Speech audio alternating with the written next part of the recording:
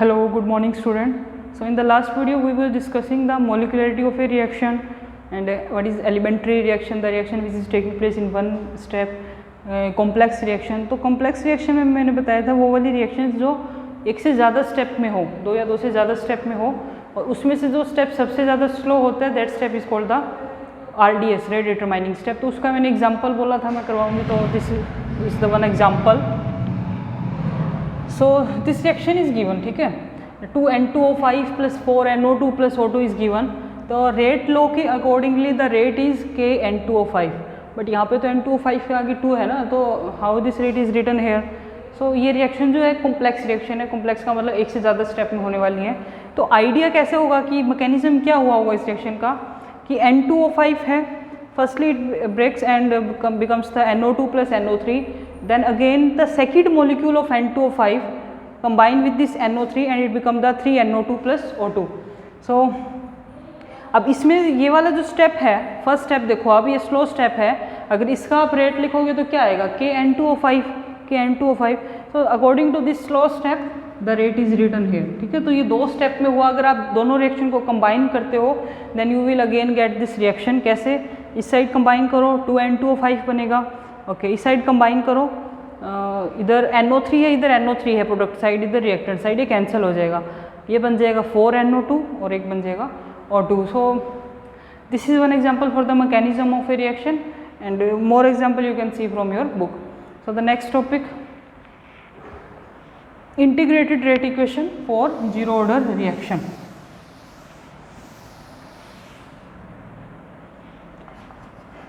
Integrated rate equation for zero order reaction. For zero order and for first order, इन दो topics के लिए, ये दो टॉपिक्स आपके सिलेबस पे हैं, मतलब integrated rate equation for zero order and for the first order. तो दो टॉपिक्स है, जीरो ऑर्डर का आज डिस्कस कर लेते हैं, first order we will discuss later, okay. So what this means integrated rate equation. तो हम एक इक्वेशन डिराइव करेंगे for zero order and in the end of this video और in the end of this equation you will come to know that at particular time how much reactant is reactant. मतलब किसी reaction में आपको कुछ information दे रखी है, last में solve करने के बाद हमारे पास एक इक्वेशन आएगी. जो इक्वेशन जो किसकी टर्म में होगी, टाइम के टर्म में, कांस्टेंट K की टर्म में and with respect to the concentration of the reactant. तो उन सब की रिलेटेड एक इक्वेशन आएगी जिससे आप ये कैलकुलेट कर पाओगे कि अगर आपको कंसंट्रेशन टर्म्स गिवन हो फिर आपको K कैसे कैलकुलेट करोगे, K की वैल्यू. अगर आपको कंसंट्रेशन टर्म्स गिवन हो, टाइम कैलकुलेट करना हो, then how will you calculate that. तो एक बार इक्वेशन सॉल्व करते हैं, उसके बाद आपको समझ आएगा कि why we are solving this. तो देख लो पहले, उसके बाद लास्ट में आपको पता चलेगा कि why we are solving this, इससे क्या बेनिफिट होगा और क्या नहीं. तो जीरो ऑर्डर रिएक्शन के लिए है, तो मैंने एक रिएक्शन कंसिडर कर लिया A2 प्रोडक्ट्स कि कोई रिएक्टेंट है A, एक से ज़्यादा भी हो सकते हैं A B, बट हमें तो जनरल बात करनी है ना, तो A2 प्रोडक्ट्स कर लिया, ठीक है. तो जीरो ऑर्डर की रिएक्शन है. रेट कैसे लिखते हो, वैसे रेट लिखा जाता है माइनस dA/dt. स्टार्टिंग में सीखा था, ऐसे ही लिखते हो रेट, माइनस dA/dt. रेट को आप और क्या लिख सकते हो, इक्वल में ये भी लिख सकते हो K इंटू A की पावर 0. जीरो क्यों लिया, क्योंकि हम जीरो ऑर्डर के लिए पर्टिकुलर डिस्कस कर रहे हैं. तो K इंटू A की power 0, okay. Minus dA/dt, K into A की power 0, okay. This is okay. So minus dA/dt is equal to K बन गया ना, A की power 0, anything raise to power 0 is 1. तो सिर्फ K यहाँ पे हमारे पास लेफ्ट है. अब यहाँ पे क्या बचेगा, ये dt को भी उधर ले जाते हैं, तो dA is equal to K dt, ठीक है. इस dt को इधर ले गए तो क्या बन गया, dA is equal to K dt, okay. So ये आपके पास टर्म आई है, मिस्टेकिंग समवेयर, या this negative sign should be here. ये नेगेटिव साइन भी तो था ना, ये भी उधर ले गए हम, minus dA/dt, dA is equal to minus K dt, okay. तो अब यहाँ पे अब इसे इक्वेशन को सोल्व ज़्यादा बेटर और कैसे कर पाओगे, D की टर्म आ रही है तो इसके लिए आपको इंटीग्रेशन यूज़ करना पड़ेगा. तो on integrating both sides and I am expecting that you are aware about the integration terms. This is related to the mathematics and मैं ये मान के चल रही हूँ कि आप लोगों को बेसिक इंटीग्रेशन तो आता है, अदरवाइज मैं बता रही हूँ आपको समझ आ जाएगा वैसे। सो इंटीग्रेटिंग बोथ साइड्स, इस साइड इंटीग्रेट करना है, इस साइड भी इंटीग्रेट करना है, तो वो D A is equal to minus K, तो कांस्टेंट है वो तो बाहर रहेगा ना, इधर डी टी का इंटीग्रेशन कर दिया, तो इंटीग्रेशन करोगे तो डी ए का इंटीग्रेशन क्या आ जाएगा, a integration is the inverse of derivative, तो डेरिवेटिव ए का डेरिवेटिव क्या होता है डी ए, जैसे एक्स का डेरिवेटिव क्या होता है डी एक्स, ए का डेरिवेटिव डी ए, तो डी ए का इंटीग्रेशन करोगे तो वापस क्या आ जाएगा, वही कांस्टेंट टर्म आ जाएगी जो होती थी, तो डी से integration cancel, again it becomes the A, I right it here.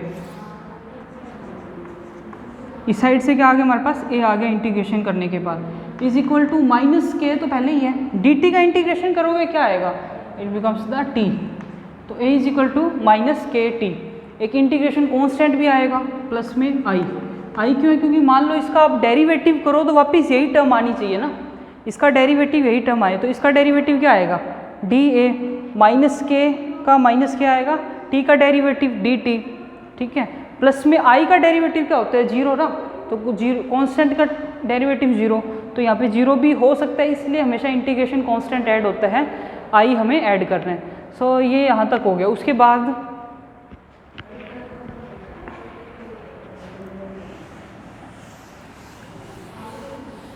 After this,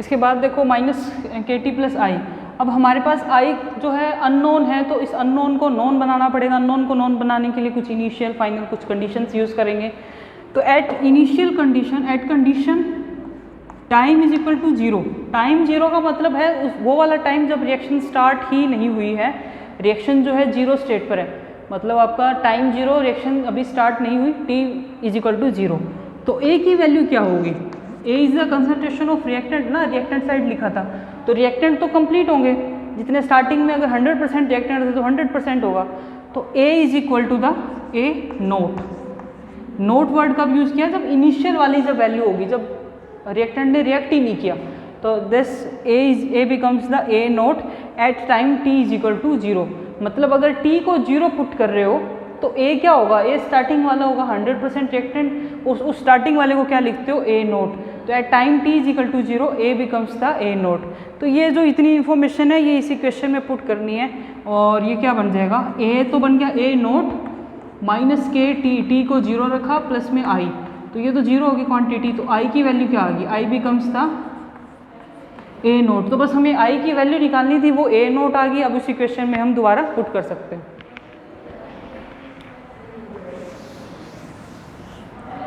आई की वैल्यू ए नोट इस ऊपर वाली क्वेश्चन में रख दो, then it becomes the A is equal to minus K T plus में ए नोट, ठीक है, अब इसे सोल्व करना है, अभी इतना ही था हमारा इंटीग्रेशन का, सोल्व कर लो, इस के टी को इधर ले आते हैं, and this becomes the A naught minus A, K T इधर प्लस में, दिस बिकम्स द माइनस, के लिए सोल्व कर लेते हैं, तो 1/t ए नोट माइनस ए, तो यही इक्वेशन है, जो भी है हमारे पास ये है, और इसी से हमारे न्यूमेरिकल्स सॉल्व होंगे।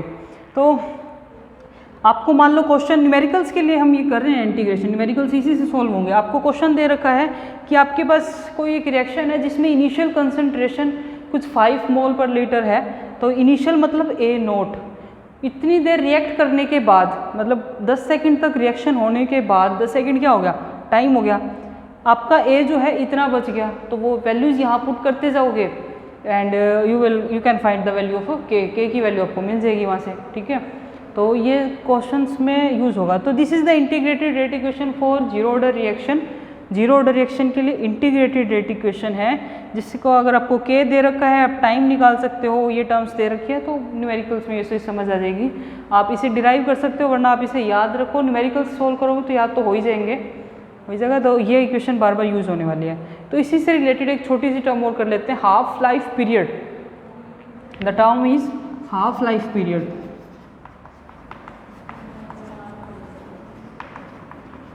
What is this half life period?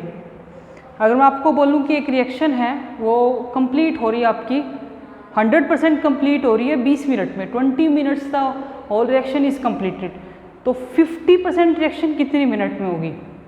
अगर आपकी एक रिएक्शन 20 मिनट में कंप्लीट हो रही है तो 50% रिएक्शन कितनी मिनट में होगी, और अगर आप आंसर दे रहे हो 10 minute, then you are totally wrong, तो आप गलत हो। वैसे इसलिए क्योंकि ज़रूरी नहीं है कि आपकी अगर सारी रिएक्शन 20 मिनट में हो रही है तो आधी रिएक्शन 10 मिनट में हो, दिस इज़ नॉट नेसेसरी, ये ज़रूरी नहीं है। ये आपको चैप्टर की स्टार्टिंग में बताया था। वो इसलिए कि हो सकता है आपकी स्टार्टिंग की 80% तक रिएक्शन जो है 5 मिनट में हो गई हो, और लास्ट की 20% रिएक्शन को ख़त्म होने में आपको 15 मिनट लगे हो। सो ये ज़रूरी नहीं है। तो हाफ लाइफ पीरियड मतलब 50% रिएक्शन उसका हाफ करके बिल्कुल नहीं आने वाला, ठीक है। तो ये आपका गलती ना हो इसलिए ये चीज़ बताइए। अब सुनो, what is half life period? Half life period is that time in which half of the reactant is reacted, जिसमें half of the reactant react कर जाए, उस टाइम को बोलते हैं हाफ लाइफ पीरियड, ठीक है। मान लो आपके पास 100 मॉलिक्यूल्स थे, उनको रिएक्ट करवाना था, 100% रिएक्शन थी, 50% रिएक्शन जितनी देर में रिएक्ट कर गई, that time is called the half life period. Okay, half life period बोलेंगे उसके आप।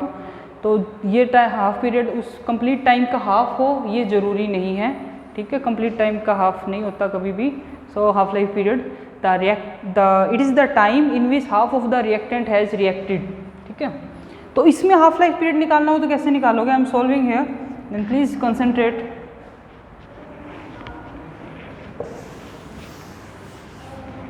के इज इक्वल टू, अब इसमें हाफ लाइफ पीरियड निकालना है। के तो कांस्टेंट है, कांस्टेंट रहने वाला है। टी को मैं टी हाफ लिख रही हूँ क्योंकि हाफ लाइफ पीरियड को टी हाफ से डिनोट करते हैं, ठीक है। टी हाफ इज पर्टिकुलर जिसमें आधी रिएक्शन आधे रिएक्टेंट रिएक्ट कर जाए, ठीक है। ए नोट तो इनिशियल वैल्यू होती है ना, वो तो चेंज ही नहीं होती कभी, जितने रिएक्टेंट शुरू में लेके चलते हो। A naught minus A bye 2, मतलब इसी का हम क्वेश्चन क्या कर रहे हैं अब हम कर रहे हैं कि ये वाला जो टाइम है हाफ लाइफ कब होगा, मतलब कब कौन से टाइम कितना टाइम लगेगा जिसमें आधे रिएक्टेंट रिएक्ट कर जाए। तो टी तो निकालना है, तो टी हाफ निकालना है, तो टी हाफ डिनोट करते हैं स्पेशली इस टी 1/2 लिख के। तो यहाँ तक हो गया। अब इस ए को क्या लिखोगे?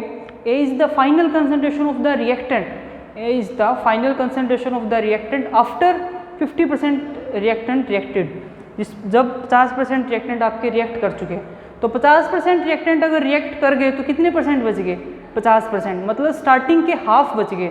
तो A क्या हो जाएगा? अब A हमें पर्टिकुलर T हाफ के लिए पता चल गया कि A क्या होगा जब आधे रिएक्टेंट रिएक्ट हो चुके हैं, आधे बच चुके हैं। तो किसके आधे बच चुके हैं? स्टार्टिंग के हाफ बच चुके हैं। तो स्टार्टिंग में कितने थे? ए नोट, और अब कितने बचे हैं? A naught by 2। तो इस ए की वैल्यू क्या हो जाएगी? This A becomes the A naught by 2।